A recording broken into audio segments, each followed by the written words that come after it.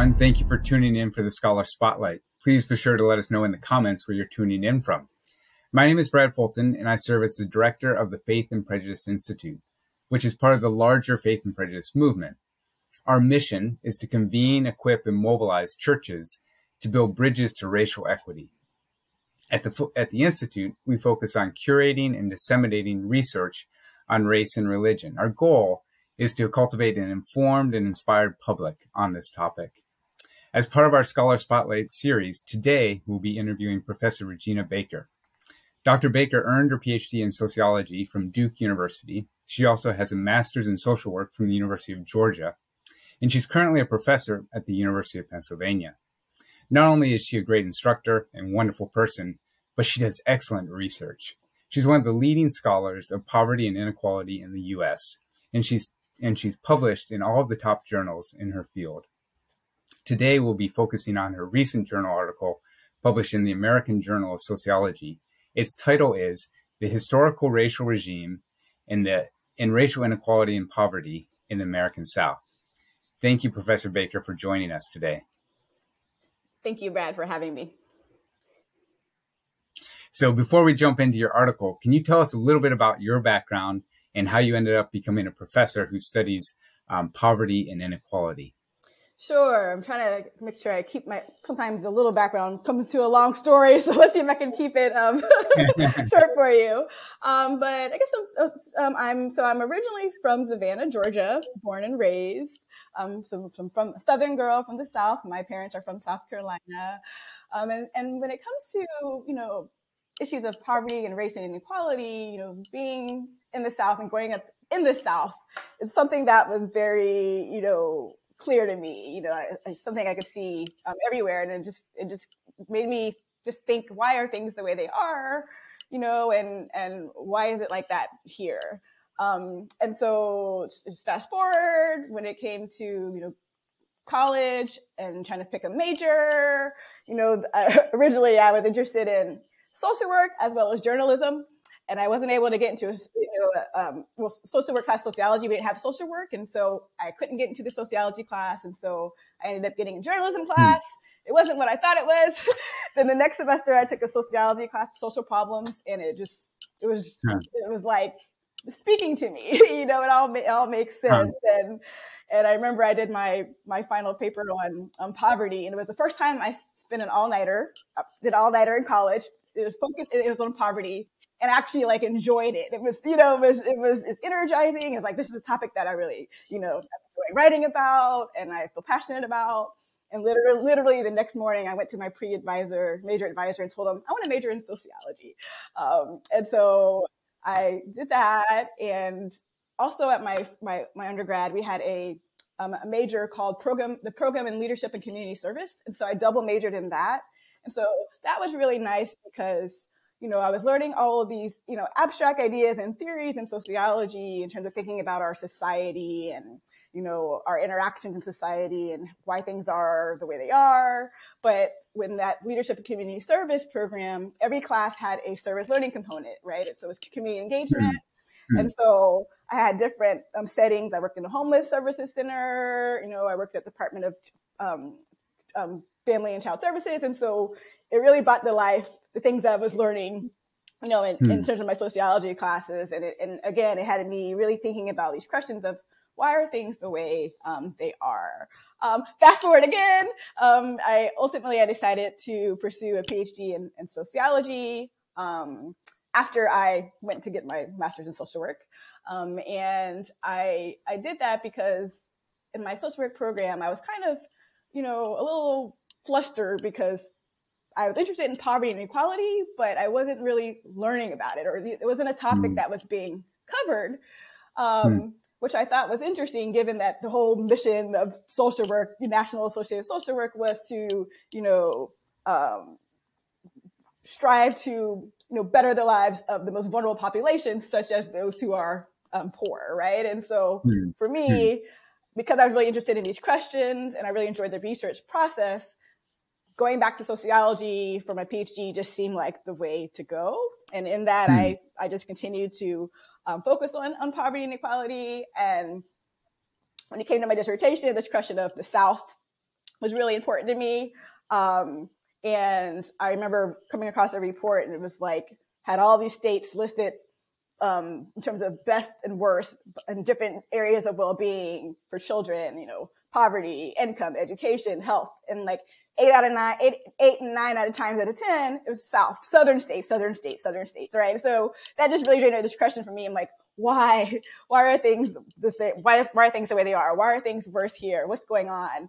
And so that really, you know, got me into, you know, this topic of, you know, inequality, racial inequality, focusing on the South, and just these broader questions of, you know, what mechanisms of inequality, you know, what mechanism of inequality contribute to our understanding of the issues that we see today. So yeah, a long-winded way of answering your question, but no, it's great. And, you know, I think some of my favorite, some of the best scholars that I know have dual degrees in a sense of sociology and social work, because it, you know, sociology provides the theory and the methods, and then social work sort of provides the on the ground, tactile, real world applications of what you're doing. And so for you to be able to wed those two, I think is a great combination. And you've just produced really high quality research. So I want to jump into the article. And first off, can you tell us what is a racial regime? Yeah, well, I think the first part of that question is to answer, like, what is a regime, right? Because some people might even know what that means, right? And, you know, we can think of a regime as, you know, a complex set of rules and norms that essentially create these established expectations, right? And so if we think about a racial regime, right, it's essentially a system, you know, of rules and norms, but it's based on race, or what our social construction of, you know, of race is. And it essentially functions to help sustain racial inequality, right? And so, and how does it do that? So when thinking about racial regime, you know, it's a system in which we can see, like, the benefits as well as burdens in the system are distributed across racial hierarchy, right? Because this is a racialized system. And when it comes to racial regime, it operates at different levels, right? And so we have, you know, we can think about micro level in terms of just individual interactions, small practices, right? But we can also think about it on the macro level in terms of thinking about, you know, large scale activities, institutions, and whatnot. And so they really work together and they mutually enforce each other to help shape racial inequality. So, like, the racial regime that might immediately come to mind for people is slavery in the U.S. But the U.S. also has many other racial regimes. Can you give an example of a lesser known historical racial regime whose impact persists to this day? Yeah. So when I think about it, let's see. So, you know, sociologist, Professor Jordan Benea Silva, right? You know, he suggests when you think about the U.S. racial regime, there's different, essentially, like, periods of it, right? So slavery, as you mentioned, would be one. But another one, thinking about, like, Jim Crow, right? And within Jim Crow, there's various manifestations of that, the racial regime, right? So we can think about it in terms of, you know, like segregation. We can think about it in terms of disenfranchisement. Think about it in terms of just sharecropping. So different institutions, right?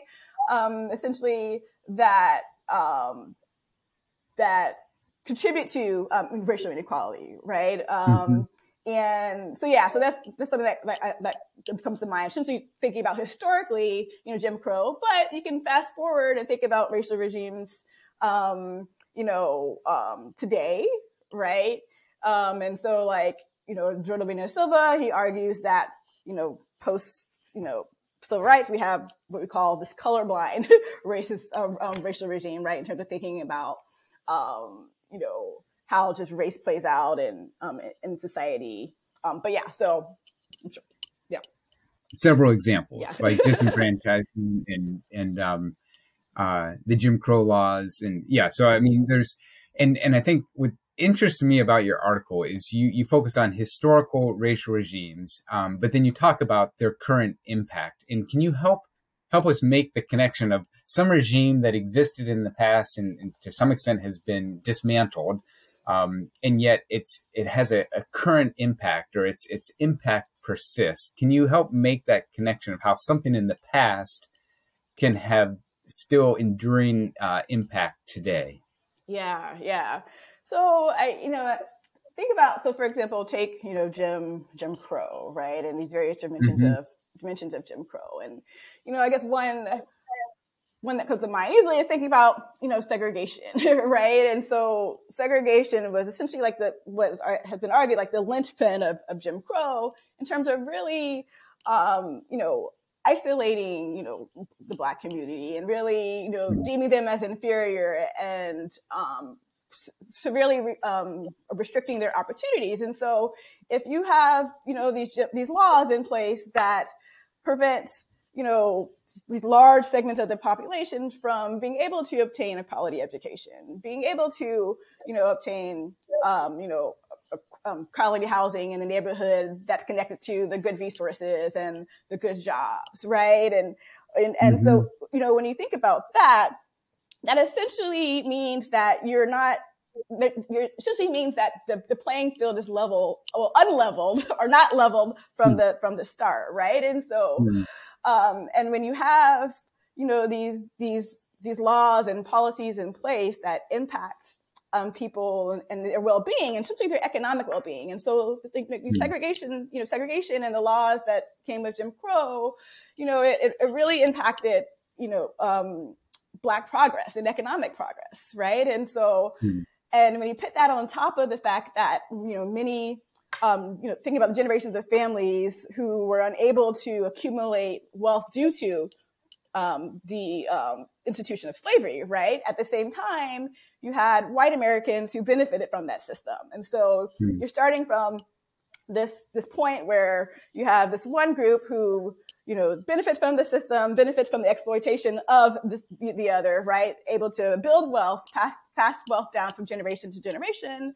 And on the other side, you have, the other population who receives the raw end of the deal, right? And so they're working, but they're not being compensated for their labor. They're being exploited. They're not having those opportunities to build wealth. And so then when you slavery is dismantled, and then you have Jim Crow, then you have these other institutions in place that are further contributing to that lack of progress, right? And so it's kind of like the odds are being stacked up against them in terms of thinking about ways to move forward. And kind of tying to think about Jim Crow is that when you have this system, the system where it's the impact of it essentially it manifests throughout all these different facets of our daily life, and it becomes essentially a way of life, right? And so then when you fast forward and you get rid of Jim Crow, you still have like some of these things, mentalities and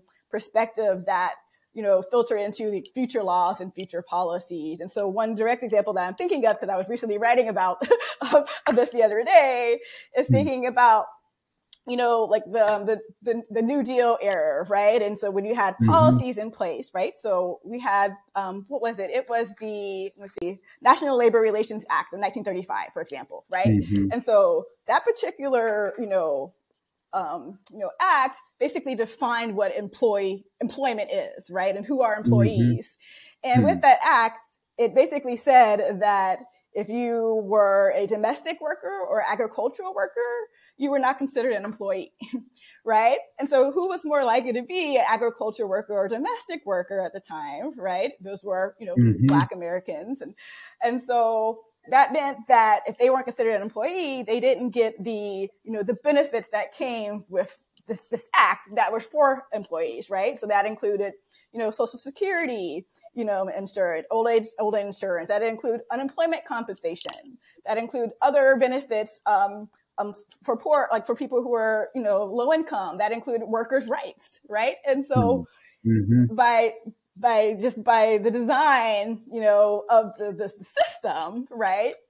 Again, it's just showing, how these laws were, these laws that are in place that are, further further serving as barriers for Black people, right? All resulting from, the past, right? And just in terms of like what what were the beliefs of certain groups of people, and the value that you put on certain people. And so even though slavery is no longer there, Jim Crow is no longer there, we still have the remnants of that legacy that plays out in ways that clearly disadvantage certain groups. And so that's just one example that I thought of. Yeah, that's a few great. Examples, but yeah.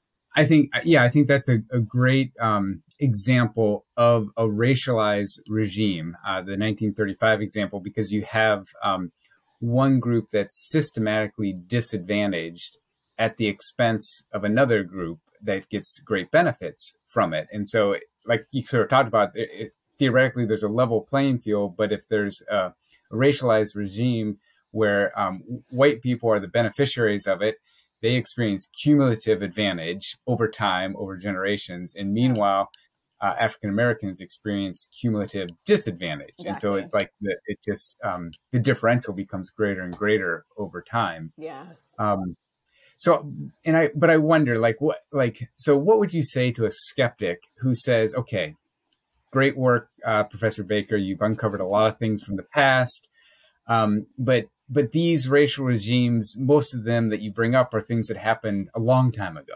Mm-hmm. And so focusing on them and continuing to stir them up is not helpful. Like a skeptic, let's say a skeptic says that. What's your response to someone who would have that type of perspective? Yeah. Well, I would have a lot of things to say, but the first thing I would say is like this idea that the past is the past is just it's not, the past is never past, right? Right. It's just like William Faulkner who said that, right? The past is never past, right? Because just for the fact that, the legacies live on, right? And so you can have an institution and, it could be an oppressive institution at the time, but just because it's dismantled, it doesn't mean that the impact of that institution, it just goes away, right? Because that's just not how things work. And also when people say, oh, this was passed a long time ago, I also like to argue, first of all, that it actually wasn't that long ago, right? When we think about it.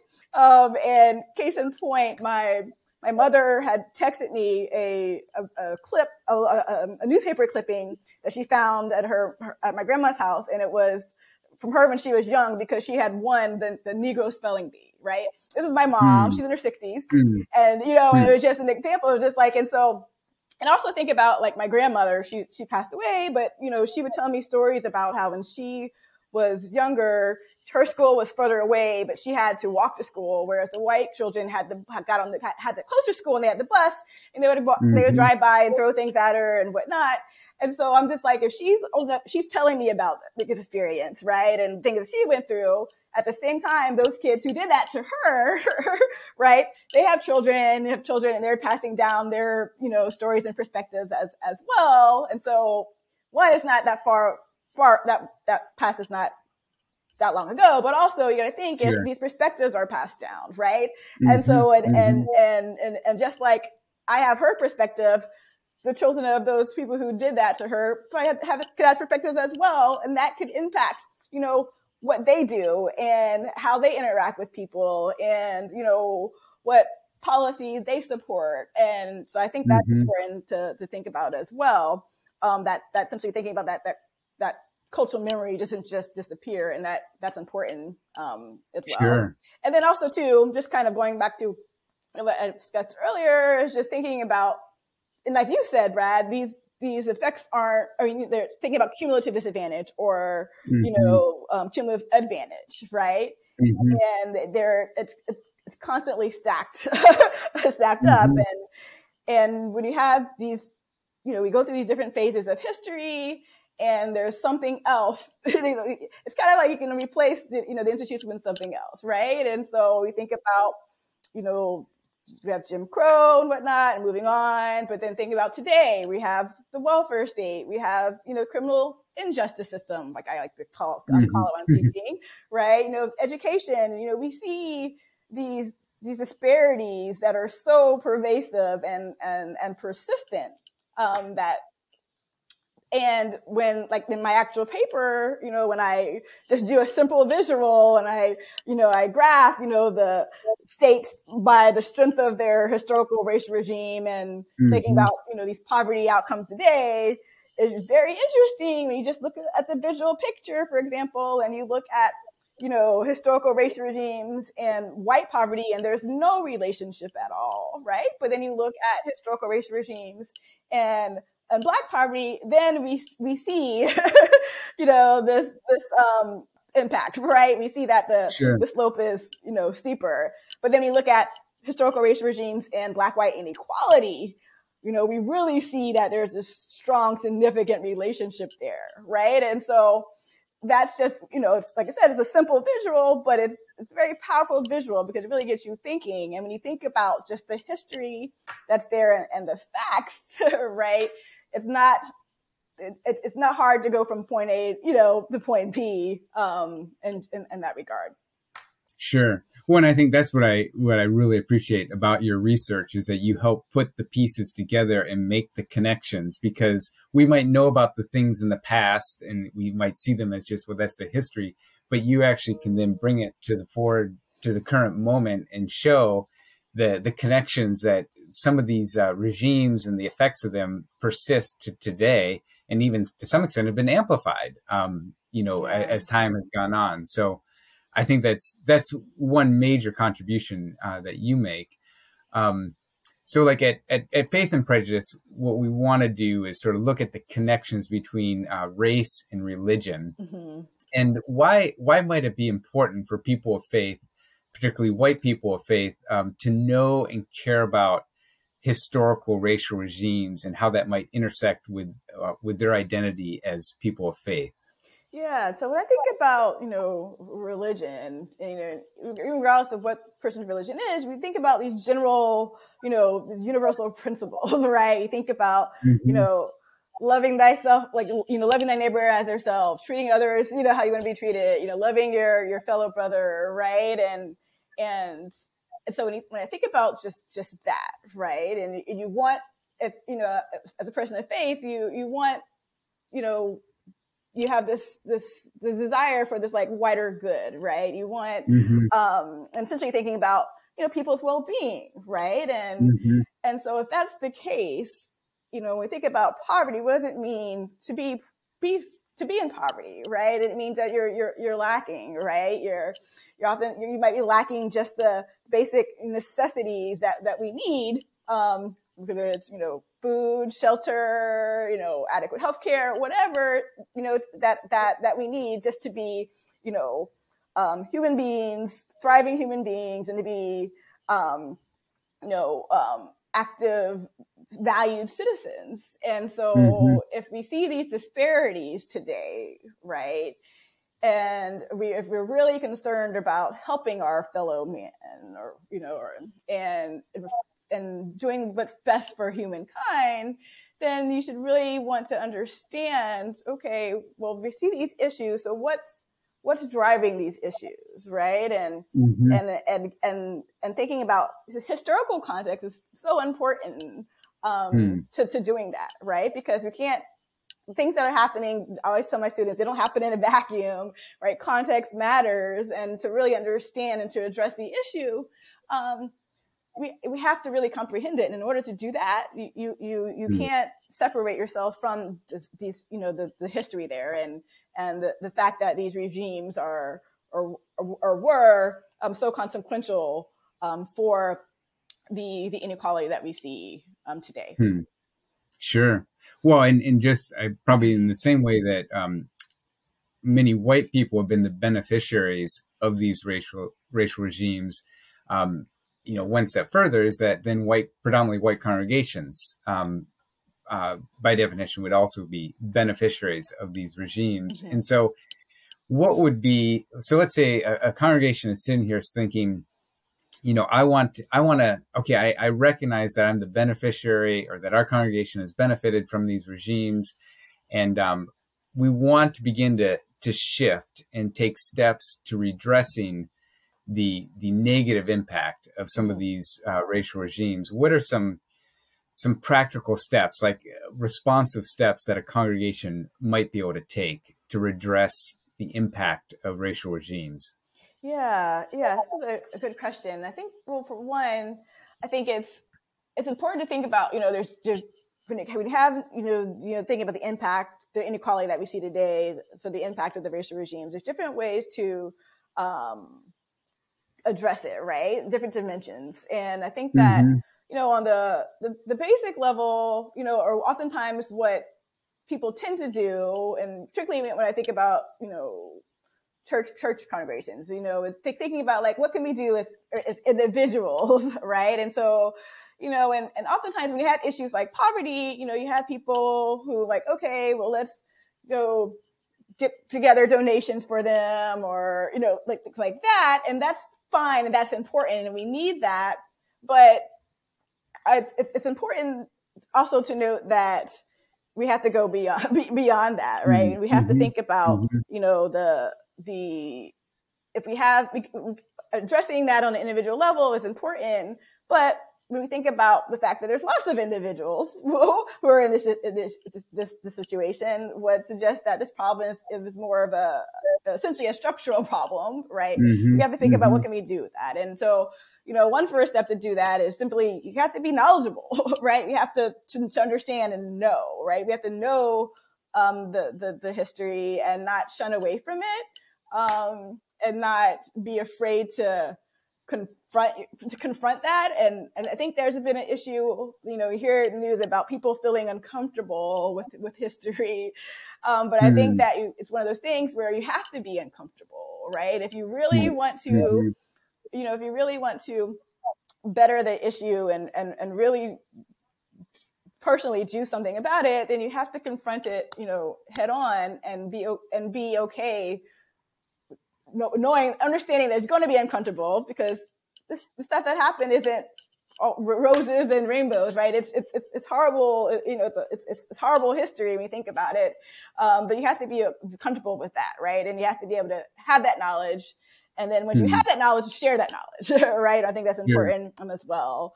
And then thinking about, this historical racial regimes, you're thinking about how they, impact contemporary times, thinking about the various institutions that they impact. So labor market, healthcare, what else? School systems. And so two, again, that's another level, right? So thinking about, at the organizational level, what can you do to address that issue, right?